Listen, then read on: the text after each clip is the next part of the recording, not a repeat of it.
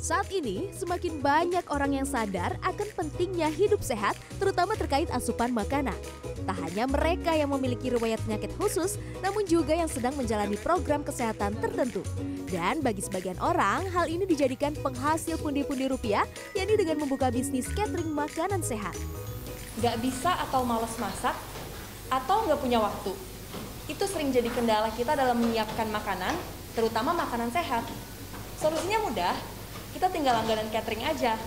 Apalagi sekarang udah banyak catering sehat. Nah, di segmen Demi Cuan kali ini, saya mau mengulas lebih lanjut mengenai bisnis catering sehat yang ternyata nggak hanya menguntungkan bagi konsumen, tetapi juga cuan bagi pemiliknya. Catering sehat menjadi bisnis yang berbeda dari bisnis catering biasa. Karena menu yang ditawarkan pada catering sehat tak hanya sekedar mengenyangkan dan nikmat, namun juga nutrisi yang terkandung dalam makanan atau hidangannya adalah yang menjadi nilai jual utama dalam bisnis ini. Seperti Lufian, ia memulai bisnis catering sehat ini karena terbiasa mempelajari nutrisi makanan saat rajin berolahraga, khususnya fitness. Berawal dari menawarkan menu-menu makanan sehat buatannya ke kerabat terdekatnya, ia merasa mendapatkan respon yang baik. Ia pun berani membuka Healthy Go pada tahun 2019 lalu.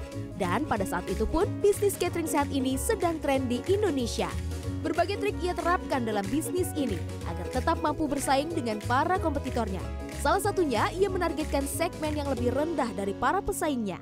Di mana pada saat itu kompetitor menjual di range harga 80 sampai 120 ribu, kita menargetkan di bawahnya yaitu di 40 ribu pada saat itu. Gitu. Jadi customer yang tidak mampu membeli catering yang lagi viral pada saat itu beralihnya ke kita. Dalam berbisnis, modal menjadi salah satu komponen utama. Namun jangan takut untuk memulai bisnis dengan modal seadanya. Lufian merogoh kocek sekitar 2 juta rupiah saat awal memulai bisnisnya. Modal tersebut ia gunakan untuk menyewa tempat usahanya saja. Untuk peralatan memasak dan lainnya, ia mendapatkan pinjaman dari teman-temannya. Omset yang didapatkan dari Healthy Go mencapai di atas 1 miliar rupiah per bulannya. Bahkan sudah melewati 15 miliar rupiah per tahun. Ia menjelaskan faktor penting dalam menjalankan usaha adalah konsisten dan pastikan produk yang ditawarkan memiliki kualitas terbaik. Nah, jadi harus perhatikan produk dan terus konsistensi jalani dan terus juga mau selalu bertumbuh dan menerima masukan gitu. Bisnis tentu tak selalu mulus, ada jatuh dan bangunnya. Untuk itu diperlukan kemampuan beradaptasi dan inovasi. Seperti saat masa pandemi COVID-19 lalu, Lufian harus memutar otak untuk dapat menyiasati masa sulit itu. Berbagai inovasi ia buat dalam bisnis catering makanan sehatnya. Salah satunya adalah membuat makanan yang terinspirasi dari makanan khas Indonesia, yaitu nasi Padang namun tanpa santan. Dan ia juga menjual dalam bentuk retail atau eceran.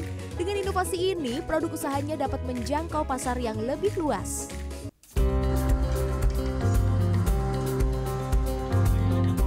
Berbeda dengan Jason yang menjalankan bisnis catering sehat, My Meal Catering, sejak tahun 2015 lalu. Bisnis yang merupakan milik orang tuanya yang akhirnya diturunkan kepadanya.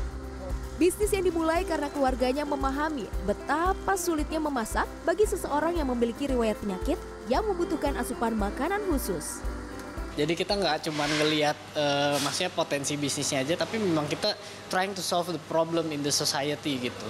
Jadi itu mungkin yang pertama. Kemudian yang kedua, sebenarnya memang pola makan sehat itu seharusnya by default itu seperti itu. Dengan fenomena sekarang mungkin makanan banyak yang kurang sehat atau misalkan masyarakat kurang teredukasi bagaimana cara mengatur pola makan sehat, justru itu yang seharusnya dibenarkan. Jadi dilihat dari segmen pasar, menjalankan bisnis catering biasa terlihat lebih mudah. Namun ternyata bisnis catering sehat cukup menjanjikan karena memiliki konsumennya tersendiri. Sebenarnya enggak ya. Untuk mencari segmennya sih enggak, karena memang kita makanan sehatnya juga fokusnya ke yang berkebutuhan medis. Jadi itu sudah clear. Orang yang memiliki kebutuhan medis tertentu, masalah berat badan, atau yang ingin mulai hidup sehat, inilah yang menjadi target konsumen bisnis catering sehat. Dari usaha ini, omset My Meal Catering saat ini sudah mencapai 600 juta rupiah per bulan untuk masing-masing cabang. Menurut Jason, inovasi diperlukan dalam berbisnis, baik untuk menghadapi masa krisis ataupun untuk mempertahankan bisnis dalam jangka panjang. Salah satu inovasi yang ia buat adalah membuat makanan sehat siap santap yang diproses dengan teknologi tinggi, kemudian dikemas hingga dapat disimpan dalam suhu ruang atau 1 tahun lamanya. Inovasi-inovasi inilah yang menjadikan salah satu alasan bagi para pelanggan atau konsumen memilih dan berlangganan catering makanan sehat sebagai makanan utama mereka. Salah satunya adalah Endang Tatiana. Oke, jadi saya di usia sekarang ini punya concern kesehatan karena kolesterol saya itu sudah bertahun-tahun tinggi, nggak pernah turun ya. Nah, sehingga pikir pola makan bagaimana, sementara saya sangat sibuk ya, aktivitas gitu ya. Nah, sehingga saya berpikir untuk udahlah catering ini aja ya, diet catering ya, saya catering sehat. Bagaimana? Anda tertarik untuk mulai berbisnis catering makanan sehat? Namun jangan lupa untuk mempelajari terlebih dahulu tips dan trik dalam dunia bisnis catering makanan sehat ini agar selalu menghasilkan cuan berlimpah. Graciela Pangaribuan, Fajar Ahmad, Jimmy Chandra, Jakarta.